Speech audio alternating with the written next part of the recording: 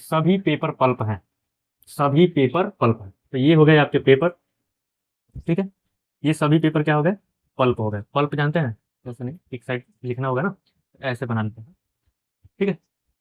Pulp क्या होता है, जिससे पेपर बनता है उसी को क्या कहते हैं, पल्प कहते हैं, ठीक है। उसका क्या कह रहा है, सभी पल्प डालियां, जितने पल्प हैं ये सभी पल्प क्या है, डालियां, डालियां, हो गया डालियां, ठीक। उसका कह रहा है कि सभी डालियां वृक्ष हैं, जितने डालियां हैं ये सभी डालियां क्या है, वृक्ष, वृक्ष, वृक्ष मतलब पेड़, ठीक है। ये इसका क्या बन गया, डायग्राम बन गया, वेन डायग्राम बन गया।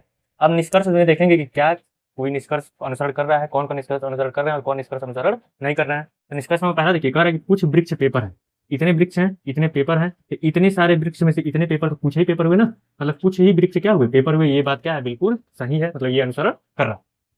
उसे कह रहा है कि सभी पल्प पेपर है। अब इतने सारे पल्प और इसमें से थोड़ा सा पेपर, तो क्या सभी पल्प पेपर हो रहा है, नहीं। वही कहता है कि सभी पेपर पल्प हैं, तब समझ में आता है। लेकिन यहाँ क्या कह रहा है कि सभी पल्प पेपर है, मतलब पल्प की संख्या ज्यादा है, पेपर की संख्या यहाँ कम है। लेकिन यहाँ पल्प की संख्या कम बता रहा है, पेपर की संख्या ज्यादा बता रहा है, मतलब ये क्या हो गया, गलत होगा, ठीक है। ये अनुसरण नहीं करता है, ठीक।